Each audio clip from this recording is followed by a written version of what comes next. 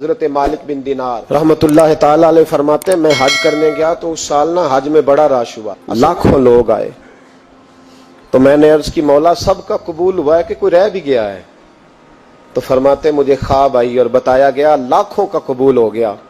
بڑا بے نیاز ہے اللہ، بڑا بے نیاز ہے، بڑا کریم ہے، چاہے تو گھر بیٹھے بیٹھے کہے ماں باپ کا چہرہ دیکھ میں تجھے حج کا ثواب دیکھ، ماں باپ کا چہرہ کا سب کا قبول ہوا، ایک ہے محمد بن ہارون بلخی اس کا نہیں قبول ہوا۔ فرماتے ہیں میں سویرے اٹھا تو میں ڈھونڈنے لگا کہ بلخ کے لوگ، خراسان کے لوگ کہاں ٹھہرے ہوئے ہیں، وہاں علیحدہ علیحدہ ہوتے ہیں نا، یہ پاکستانیوں کی بلڈنگیں، یہ انڈین ہیں، یہ فلان ملک ہیں، تو کہتے ہیں میں ڈھونڈتے ڈھونڈتے پہنچا تو میں نے بلخ کے لوگوں کو پا لیا۔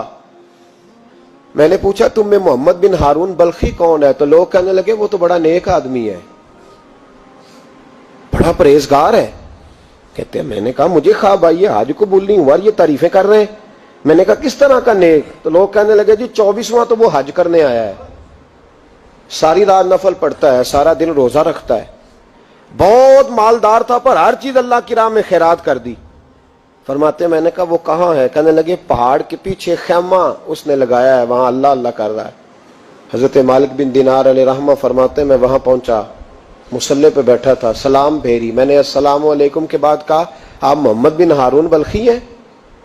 کہنے لگا ہاں۔ آپ مالک بن دینار ہیں؟ میں نے کہا کہ اس نے تو میرا نام بھی جان لیا بغیر بتائے۔ فرماتے ہیں میں نے کہا کہ ہاں میں مالک بن دینار ہوں۔ کہنے لگے کیسے آئے ہو؟ میں نے کہا بس ملنے آیا تھا۔ کہنے لگے نہیں، جس کام آئے ہو وہ بتاؤ۔ میں نے کہا میں ملنے آیا ہوں، تو کہتے ہیں وہ رو پڑے، کہنے لگے نہیں آپ کو خواب آئی ہوگی کہ میرا حج قبول نہیں ہوا۔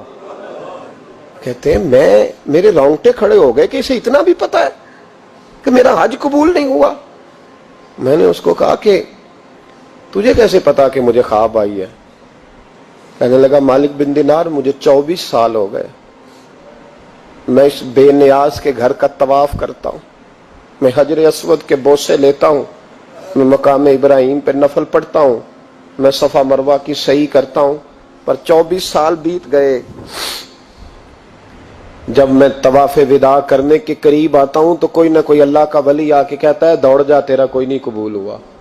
24 سال۔ تو مالک بن دینار فرماتے میں اس کے قریب بیٹھ گیا اور اس کے گھٹنے پہ ہاتھ رکھا، میں نے، بندہ بھی معذور تھا، اس کا ایک ہاتھ کٹا ہوا تھا، چہرے پہ عبادت کے نشانات نمایاں تھے، اور میں نے کہا یار پھر تیرا حج قبول کیوں نہیں ہوتا؟ تو کہنے لگا مت پوچھ، تو مجھ سے نفرت کرے گا۔ میں نے کہا نہیں تو بتا۔ کہنے لگا نہ پوچھ۔ میں نے اصرار کیا تو کہنے لگا اس لیے نہیں قبول ہوتا کہ میں اپنی اماں کا نافرمان۔ کہتے ماں کا نافرمان کیا ہوا؟ تو کہنے لگے اللہ نے دولت دی، جائیدادیں، گھوڑے، زمینیں، میں عیاش ہو گیا، میں اللہ کے دیے ہوئے مال کو ناجائز جگہ خرچ کرنے لگا۔ ماں میری بوڑھی تھی، عبادت گزار تھی، مجھے سمجھاتی تھی۔ رمضان کا مہینہ، عصر کے بعد اماں تنور میں روٹیاں لگا رہی، میں گھر آیا شراب کے نشے میں، اماں روٹی دو۔ ماں کہنے لگی شرم کر، روزہ رکھا نہیں تو جنہوں نے رکھا ہے ان کا تو خیال کر۔ کہتے ہیں یہ لفظ میں نے سنے تو ماں کو ایک تھپڑ دے مارا، اماں جلتے ہوئے تندور میں گر گئی، لوگوں نے مجھے کمرے میں بند کر دیا۔ کہتے ہیں ساری رات میں شور سنتا رہا پر نشے میں پڑا رہا۔ اگلے دن ظہر کے بعد آنکھ تب کھلی جب میری بیوی الماریوں سے کپڑے نکال رہی تھی۔ میں نے کہا کہاں جا رہی ہو؟ کہنے لگی میکے جا رہی ہوں، میں ماں کے قاتل کے ساتھ وقت نہیں گزار سکتی۔ میں نے کہا ماں قتل ہو گئی؟ کہا ہاں، رات 9 مہینے تجھے پیٹ میں رکھنے والی اور چھاتی کا دودھ تیرے گلے میں اتار کے پالنے والی تیرے ہاتھوں قتل ہو گئی۔ کہا کدھر ہے میری ماں کی میت؟ کہا دفن کر دیا۔ بتایا کیوں نہیں؟ کہتے مرتے وقت کہہ گئی تھی اسے میرا منہ نہ دکھانا، میرے جنازے کے قریب نہ آئے۔ کہنے لگا میں اسی وقت اٹھا جس ہاتھ سے ماں کو مارا تھا، کلاڑا لے کے ہاتھ کاٹ دیا، جائیدادیں، گھوڑے، مکانات خیرات کر دیے۔ ساری رات نفل پڑھتا ہوں، سارے دن کے روزے رکھتا ہوں، ہر سال حج کرتا ہوں، عرش کا مالک معاف نہیں کرتا۔ حضرت مالک بن دینار کہتے ہیں میں نے بھی ایک تھپڑ مارا، میں نے کہا تو اسی قابل ہے تجھے معاف نہ کیا جائے، کبھی تجھے معافی نہیں ملے گی۔ کہتے ہیں میں ہو کے آیا، وہ روتا رہا، تڑپتا رہا، میں سویا گھر آ کے تو مجھے مصطفیٰ کریم علیہ السلام کا دیدار نصیب ہو گیا۔ نبی پاک صلی اللہ تعالی علیہ وسلم نے فرمایا مالک تو اسے کیوں مایوس کر آیا ہے اللہ کی رحمت سے، کیوں کہہ آیا ہے اسے؟ میں نے کہا حضور اتنا بڑا قاتل ماں کا کیسے معافی ملے گی؟ تو محبوب فرمانے لگے اس کی ماں کی وجہ سے ہی اسے معافی ملے گی، ماں کی وجہ سے۔ حضور کس طرح؟ فرمایا ماں قیامت کے دن اس کے خلاف مقدمہ دائر کرے گی، کہے گی اللہ اسے پوچھ میرا جرم کیا تھا، مجھے کیوں جلا کے مارا؟ رب بات سنے گا اور پھر کہے گا اٹھاؤ اس کے بیٹے کو۔ ماں او بچے کی ماں بھیجے نا اب تیرے بیٹے کو سزا دیں، کہے گی یا اللہ سخت سزا دے، تو رب کریم فرمائے گا اٹھاؤ اسے جہنم میں لے جاؤ۔